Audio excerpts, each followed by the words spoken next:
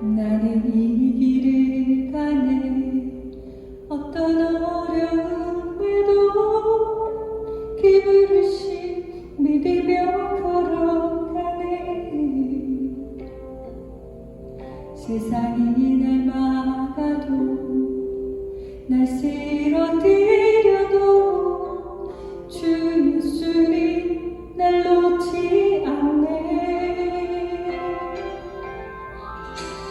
십자가 그 보혈을 나를 위해 흘리신 하늘 아버지, 그 뜻을 이루기 위해 내게 주신 능력, 높은 속에도 주님이 거기 계시네. 두려움 떨려도 실패하지 않는 주님의 손길, 천지를 만든 그 소리 나를 잡아주시네. 난 오늘도 그 길 걸어가네.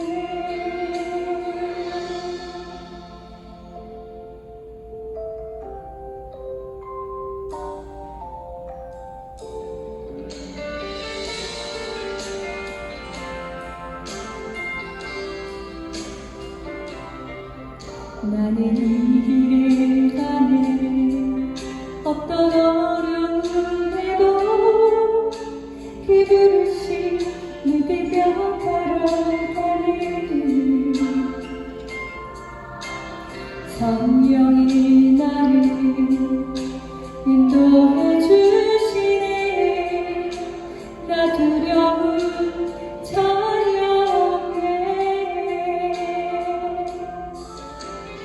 험한 세상 속에도 담대할 수 있는 것, 하늘 아버지 그 능력의 강한 소리 날 놓지 않는 것,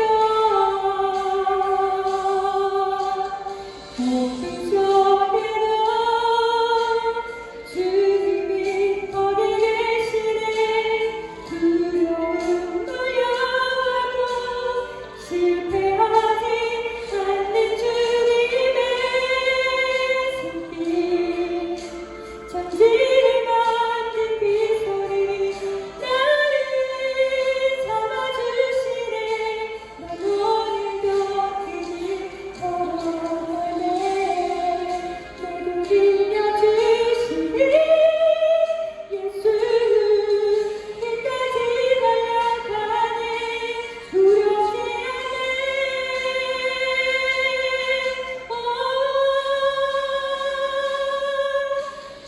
높은 속에도 주님 거기 계시네. 두려움 떨려도 실패하지 않는 주님의 손길, 천지를 만든 그 소리 나를 잡아주시네. 난 오늘도 그 길 걸어가네. 난 오늘도 그 길 걸어가네.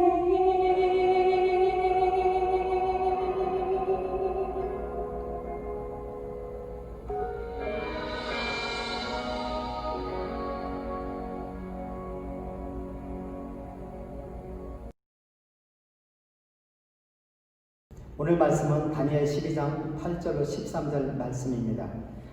내가 듣고도 깨닫지 못한지라 내가 이르되 내 주여 이 모든 일의 결국이 어떠하겠나이까 하니 그가 이르되 다니엘아 갈지어다. 이 말은 마지막 때까지 간수하고 봉함할 것임이니라. 많은 사람이 연단을 받아 스스로 정결하게 하며 희게 할 것이나 악한 사람은 악을 행하리니 악한 자는 아무것도 깨닫지 못하되 오직 지혜 있는 자는 깨달으리라.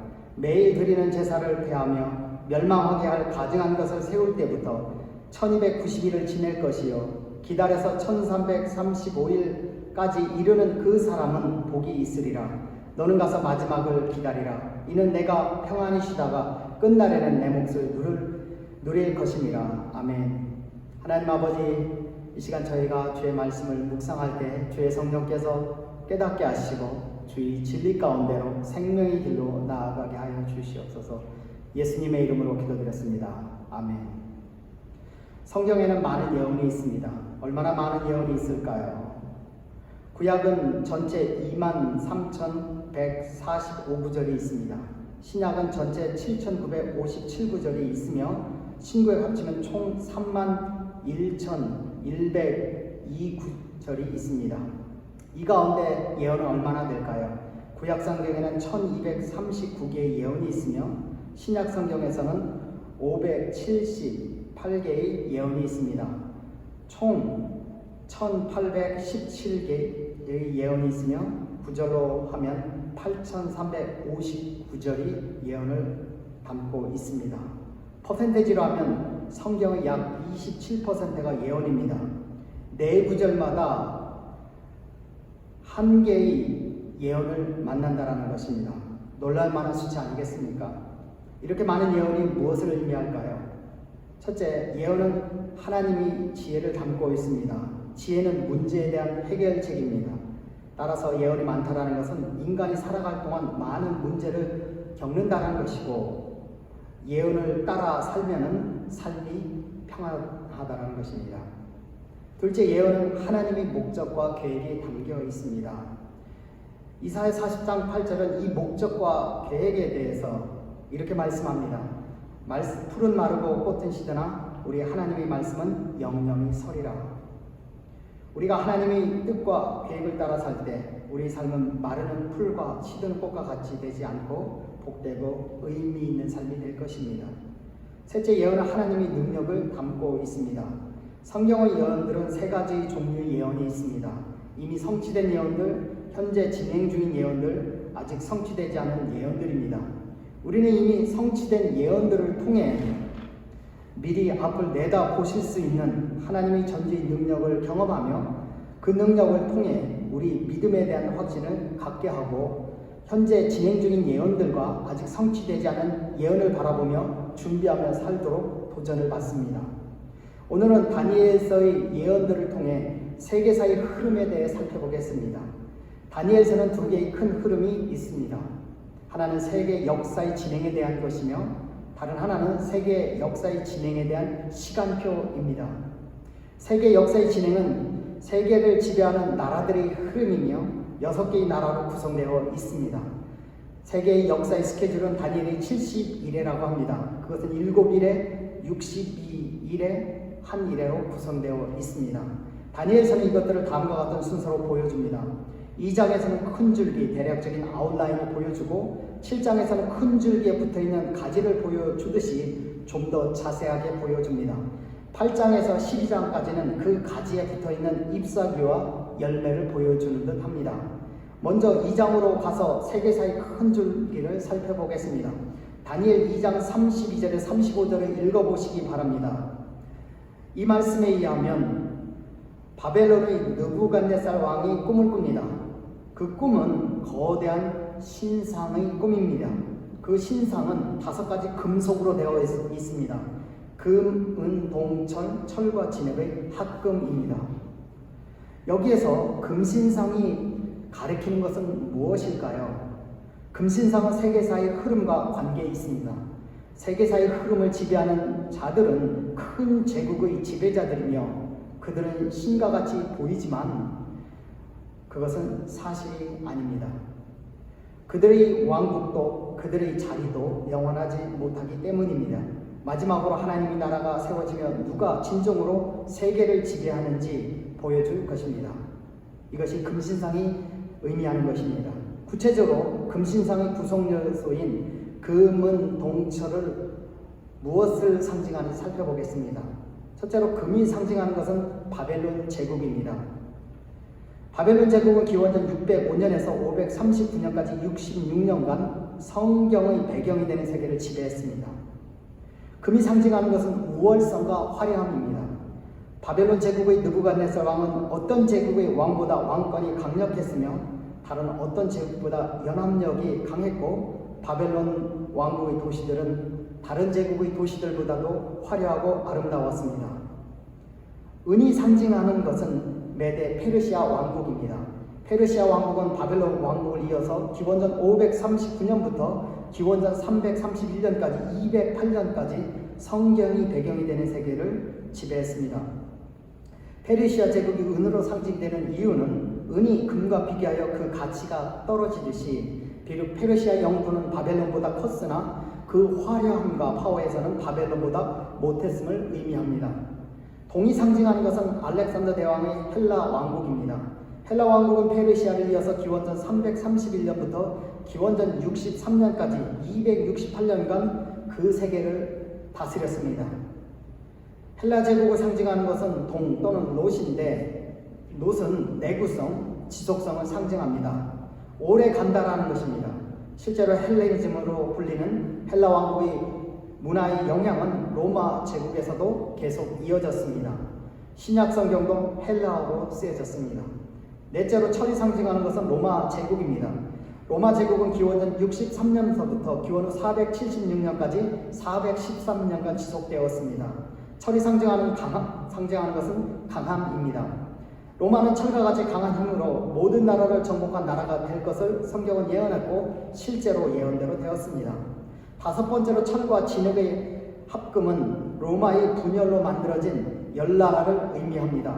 이 나라들은 로마가 해체되며 나타난 로마의 후예들로서 AD 476년에서 세상이 종말할 때까지 유럽 또는 세계를 의미합니다. 발에 붙은 발가락이 10개이듯이 이 나라는 열 나라입니다. 진흙과 철의 합성이 상징하는 것은 첫째로 철로 된 일부의 나라들은 강하고 흙으로 된 다른 나라들은 약할 것을 의미합니다. 두 번째로 철과 흙이 잘 섞여지지 않는 것처럼 유럽이 하나로 되지 못하고 또는 세계가 하나로 되지 못하고 분열할 것을 보여주고 있습니다. 예언대로 현재 유럽과 세계는 하나로 뭉쳐지질 않습니다. 여기까지가 인간의 역사입니다. 마지막 여섯 번째 왕국은 인간의 역사를 끝내고 만들어진 천년왕국, 하나님의 나라입니다. 천년왕국은 5가지 특징이 있습니다. 다니엘서 2장 44절에서 하늘에 하나님이 한 나라를 세우시리니 라고 말씀합니다. 하나님이 세우시는 나라입니다. 이것은 영원히 망하지도 아니할 것이요 영원한 나라이며 그 국권이 다른 백성으로 돌아가지도 아니할 것이요 주권이 하나님께 있는 나라입니다. 사람에게 있지 않습니다. 도리어 이 모든 나라를 쳐서 멸망시키고 영원히 설 것이라. 그 나라는 세상의 모든 나라를 쳐서 멸하고 세워지는 나라이며, 마지막으로 7장 22절에서 이렇게 말씀합니다. 성도들의 나라를 얻었더라. 하나님의 성도들이 얻는 나라가 될 것입니다.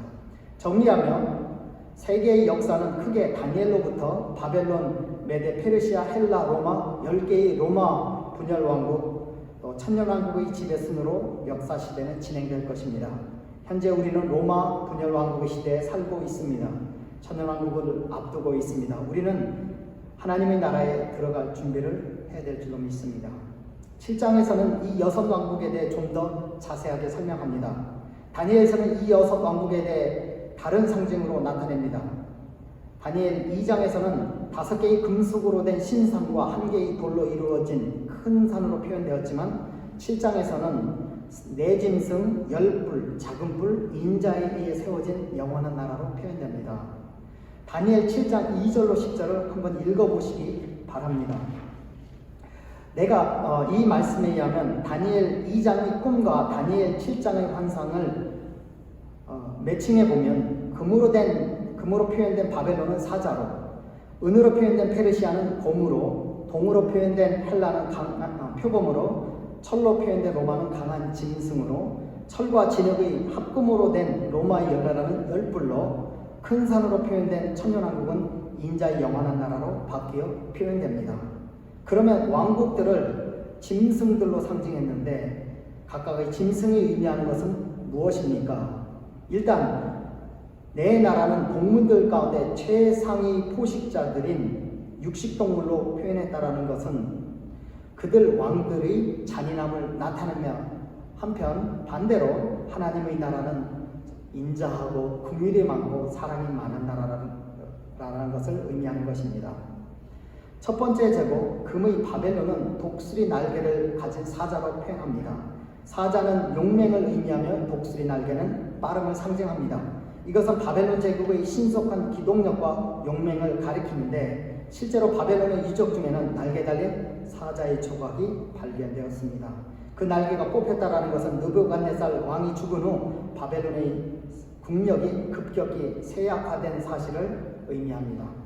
두 번째 제국 은의 페르시아는 곰으로 표현되었는데 일단 곰은 사자보다 열등한 짐승으로 바벨론보다 그 화려함과 파워에서 못됐음을 나타냅니다. 이 곰은 몸 한편을 들고 있다고 했습니다. 몸 한편을 들었다라는 표현은 곰이 먹을 것을 덮치기 위해 앞발 하나를 들은 것인데 그 들은 앞발은 다른 한 발보다도 더 우세한 발입니다. 이것은 메대와 페르시아 연합국 중에서 페르시아가 더 강하고 메대를 흡수할 것을 의미합니다. 세 번째 제국은 동으로 표현된 헬라 제국입니다. 이 제국은 날개 넷과 머리 넷이 있는 표범으로 표현합니다. 날개는 헬라 제국의 기동력을 의미하는데 실제로 알렉산더 대왕이 그 세계를 제패하는데 10년밖에 걸리지 않았습니다. 굉장히 빠른 기동력을 보여주는 것입니다. 머리넷은 알렉산더 대왕 후에 네 나라로 분열될 것을 예언하는 것입니다. 실제로 알렉산더 대왕 사후 제국은 네 장수들에 의해 분열됩니다. 네 번째 제국 철의 로마는 이번에는 큰 철 이를 가진 강한 짐승으로 표현됩니다. 철은 강함을 상징하는데 역사가들은 로마를 철의 제국으로 부르고 있습니다. 다섯 번째 나라 10개의 발고라고 표현된 로마의 10개의 분열 왕국은 열불로 표현됩니다. 뿔은 왕들을 의미하는데 실제로 로마 제국은 AD 476년 소로마가 10나라로 분열되었습니다. 10개의 부족 국가들은 독일의 알레마니족, 프랑스의 프랑크족, 스위스의 부르근드족, 포르투갈의 수에부족, 아프리카 지역의 반달족, 스페인의 서고트족, 영국의 앵글로색슨족, 이탈리아의 동고트족, 롬바드족, 헤두리족을 의미합니다. 이 네 짐승의 예언들이 주는 교훈은 첫 번째, 다니엘 7장 1절로 2절에 나타나고 있습니다. 다니엘이 진술하여 이르되 내가 밤에 환상을 보았는데 하늘의 네 바람이 큰 바다로 몰려 불더니 큰 짐승 넷이 바다에서 나왔는데 그 모양이 각각 다르더라. 이 말씀은 네 짐승들이 왕국에 어떻게 해서 출현했는지 그 이유를 설명하고 있습니다. 어떻게 해서 나왔습니까? 하늘의 네 바람이 큰 바다로 몰려 불어서 나왔습니다. 이게 무슨 의미입니까? 하늘은 하나님을 뜻합니다. 바람은 하나님이 큰 능력의 역사를 의미합니다. 창세기에서 하나님께서 인간의 코에 불어넣으신 생기가 바로 바람입니다. 하나님이 바람을 부르시는 역사가 일어납니다. 따라서 이런 국가들의 출현도 하나님의 역사라는 것입니다. 하나님의 역사는 보통 사람들과는 다릅니다. 하나님의 역사는 토네이도와 같아서 일단 불면 견고하게 생각되었던 모든 것들이 다 뒤집어집니다. 일종의 게임 체인저입니다. 역사의 지배자들이 바뀌는 이유는 하나님이 뒤집으셨기 때문입니다. 우리 삶도 마찬가지입니다. 언제 하나님의 바람이 불지 모르니 준비하고 있어야 될 줄 믿습니다. 이 예언들이 주는 두 번째 교훈은 실제로 다니엘이 많은 예언들이 성취된 것에 있습니다. 다니엘이 산 시대는 기원전 6세기까지에 살았는데 다니엘이 한 예언은 1000년 후 로마 멸망까지 세계사의 흐름을 정확하게 맞춘 것입니다. 성경의 예언들을 신뢰하라는 의미입니다. 이 예언들이 주는 세 번째 교훈은 반복에 있습니다. 다니엘 2장의 금신상의 꿈과 다니엘 7장의 네 마리의 짐승과 열불은 같은 예언입니다. 같은 예언을 반복한다는 것은 그만큼 예언이 중요하다는 것입니다. 예언을 잔소리로 듣지 말고 중요하니까 어떻게 하라는 것입니까? 우리는 세상에 소망을 두지 말고 우리는 계속해서 하나님의 나라에 소망을 두고 그곳에 들어갈 준비를 해야 합니다. 그 길은 하나님이 교회에 충성하고 복음을 전하며 영혼들을 구원으로 이끄는데 힘쓰는 것입니다. 다니엘서 7장은 2장에 나오지 않는 새로운 것을 첨가합니다. 그것은 작은 뿔에 대한 것입니다. 다니엘 7장은 작은 뿔에 대해 이렇게 말씀합니다. 내가 그 뿔을 유심히 보는 중에, 여기서 뿔은 10뿔 분열된 로마 제국의 왕들입니다. 다른 작은 뿔이 그 사이에서 나더니 첫 번째 뿔 중에 셋이 그 앞에서 뿌리까지 뽑혔으며 이 작은 뿔에는 사람의 눈 같은 눈들이 있고 또 입이 있어 큰 말을 하였더라. 작은 뿔의 정체는 무엇일까요? 어떤 사람은 다시 연합할 로마 효에, 즉 유럽 연합의 지도자라고 주장하고, 어떤 사람은 과거 로마의 황제들이라고 하며, 어떤 사람은 적그리스도라고 합니다. 어떤 사람은 헬라 제국의 한 왕조인 셀류쿠스 계열의 안티오쿠스 에피파네라고 하며, 어떤 사람들은 교황, 어떤 사람들은 프리메이슨의 지도자라고 합니다. 여러분은 누구라고 생각합니까? 성경은 작은 뿔의 특징에 대해 어떻게 말씀하고 있는지 살펴보겠습니다. 다니엘 7장 24절에 의하면 그 10뿔은 그 나라에서 일어날 열왕이요 그 후에 또 하나가 일어나리니 그는 먼저 있던 자들과 다르고 또 새 왕을 복종시킬 것이며 그는 10뿔 분열 로마 제국의 열왕 다음에 나타나서 그 중에 새 왕을 복종시키는 한 왕입니다. 이것은 이것은 작은 뿔이 정치적 지도자라는 것입니다. 두 번째, 다니엘 7장 25절, 그가 또 때와 법을 고치고자 할 것이며, 여기서 때와 법은 교회의 예배와 기독교의 절기를 의미합니다. 그는 이것을 바꾸려고 할 것입니다. 다시 말하면 종교적인 지도자의 역할도 하려 할 것입니다. 세 번째로 다니엘 7장 25절, 또 스스로 서서 만왕의 왕을 대적할 것이나, 여기서 만왕의 왕을 대적하는 자라고 했습니다. 누가 만왕의 왕입니까? 요한계시록 17장 14절, 19장 16절에서 어린 양이신 예수 그리스도께서 만왕의 왕이라고 했습니다. 따라서 작은 뿔은 예수 그리스도를 대적하는 적 그리스도입니다. 네 번째, 다니엘 7장 21절, 내가 먼저 이 뿔이 성도들과 더불어 싸워 그들에게 이겼더니, 싸운다라는 것은 핍박한다라는 것입니다. 그리고 성도를 이긴다라는 것은 성도를 육체적, 사회적, 경제적으로 고통스럽게 한다라는 것입니다. 다섯 번째, 성도를 고통스럽게 하는 기간에 대해 7장 25절에 이렇게 말씀합니다. 성도들은 그의 손에 붙임받아 한 때와 두 때와 반때를 지내리라. 그 기간은 한 때와 두 때와 반때라고 했습니다. 이것이 무슨 의미입니까? 먼저 때는 1년을 가리킵니다. 그러므로 성도들은 3년 반 동안 작은 뿔에게 엄청난 핍박을 받을 것입니다. 나중에 보시면 이것은 7년 대환란 중에 후 3년 반을 가리킵니다. 여기에서 질문이 있을 것입니다. 왜 합계하여 3년 반이라고 하지 않고 한 때와 두 때와 반때로 나눌까요? 여기서 첫 번째 한 때는 적그리스도의 활동이 허락된 시간입니다. 두 때는 그 때가 연장된 기간으로서 적그리스도의 권세가 더욱 강화되는 기간을 가리킵니다.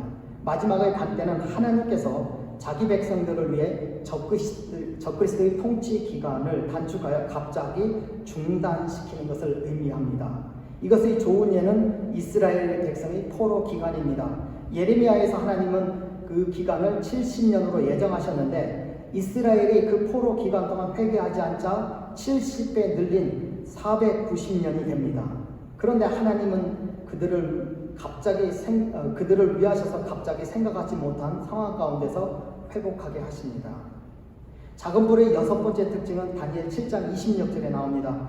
그러나 심판이 시작되면 그는 권세를 빼앗기고 완전히 멸망할 것이요 최후의 심판 때 순식간에 멸망당한다고 했습니다.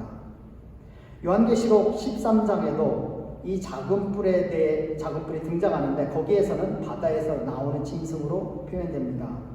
요한계시록 13장 1절로 7절을 읽어보시기 바랍니다. 요한계시록 13장에 나타난 짐승에 대한 예언과 다니엘서 7장의 작은 뿔에 대한 예언은 일치합니다. 먼저 10뿔의 존재가 일치하고, 두 번째로 똑같은 네 짐승이 나오고, 세 번째 대환란의 후 3년 반의 기간이 일치하고, 마지막으로 하나님과 성도들을 셋대 반 동안 회방하고 싸운다는 예언이 일치합니다. 그러므로 다니엘서 7장의 작은 뿔과 요한계시록 13장의 짐승은 같은 존재합니다. 정리하면 작은 뿔은 정치 지도자이면서 교회의 예배와 절기를 바꾸려 할 것이며 성도를 3년 반 동안 핍박하고 예수 그리스도를 대적하는 적그리스도입니다. 여러분, 그는 누구일까요? 다니엘 9장에는 세계사의 시간표인 70일에가 나옵니다. 느부갓네살 왕의 금신상의 꿈과 다니엘이 네 짐승의 꿈이 세계의 정치적 흐름을 설명하면서 작은 뿌린 적그리스도가 강력한 정치 지도자로서 출현하는 것을 예언합니다. 반면에 다니엘의 70일에는 예수님이 초림과 대환란과 예수 그리스도의 재림을 통해 천년 왕국에 들어가는데 걸리는 시간을 설명합니다. 다니엘 9장 24절로 27절을 읽어보시기 바랍니다. 그러면 9장에서 보여진 70일의 특징은 무엇입니까? 첫 번째 특징은 9장 24절에서 보입니다. 내 백성과 내 거룩한 성을 위하여 70일을 기한으로 정하였노니, 여기서 내 백성과 내 거룩한 성은 이스라엘 백성과 예루살렘 성, 즉 이스라엘을 가리킵니다. 따라서 70일에는 이스라엘 백성과 이스라엘의 회복에 걸리는 시간입니다. 그런데 여기에서 이스라엘 백성과 이스라엘은 누구를 의미합니까? 이 질문의 답이 중요합니다. 이 질문의 답에 따라서 요한계시록의 해석이 달라집니다. 만약 이스라엘 백성이 혈통적 유대인을 가리킨다면 대환란은 유대인의 회개와 천년왕국은 유대인들을 위한 천년왕국이 될 것입니다.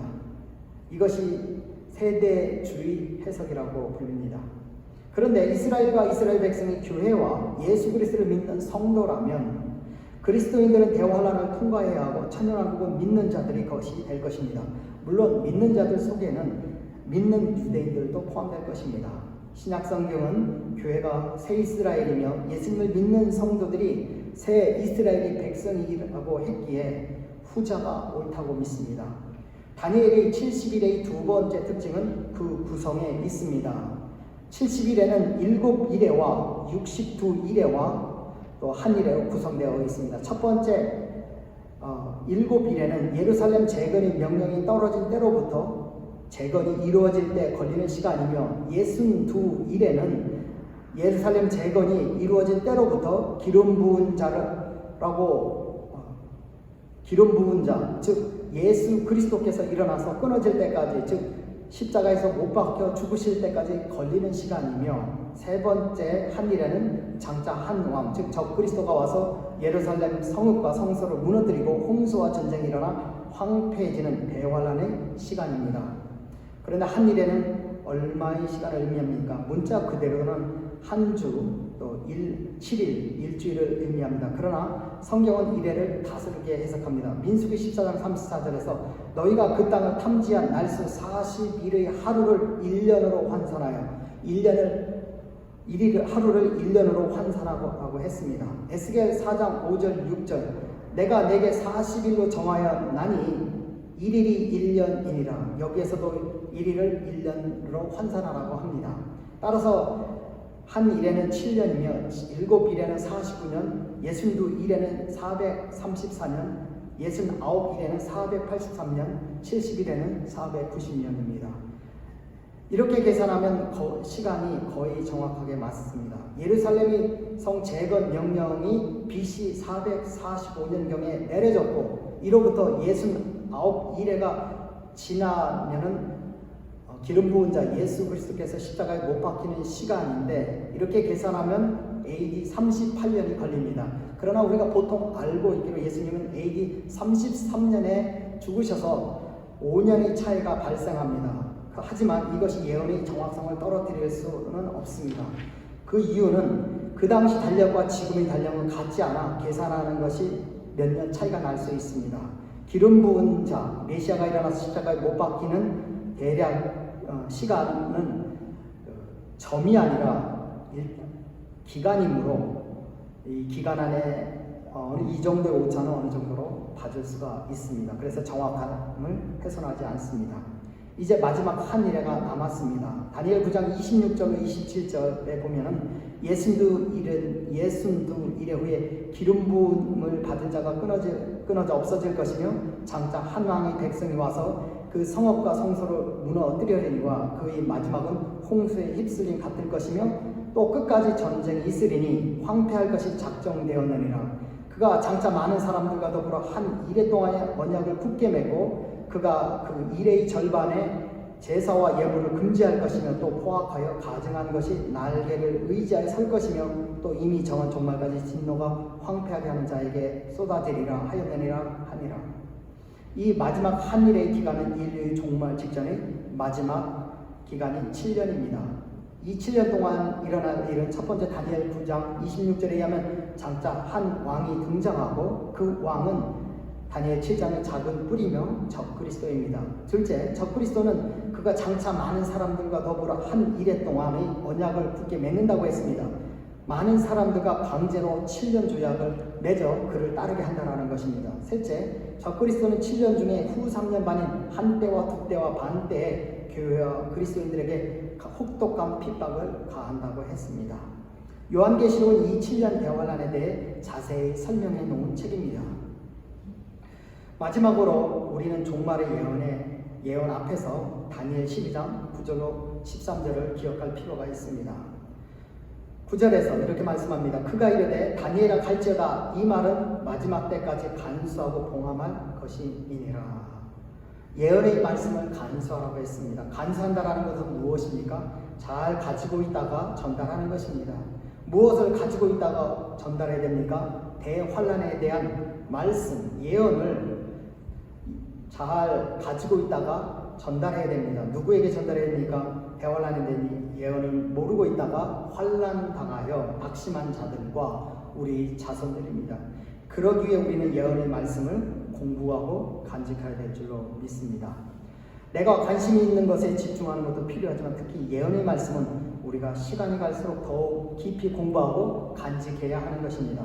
10절 많은 사람이 연단을 받아 스스로 정결하게 하면 희게 할 것이나 악한 사람은 악을 행하리니 악한 자는 아무것도 깨닫지 못하되 오직 지혜 있는 자는 깨달으리라. 정결하게 하며 희게 한다는 것은 더 순종하는 존재가 되는 것입니다.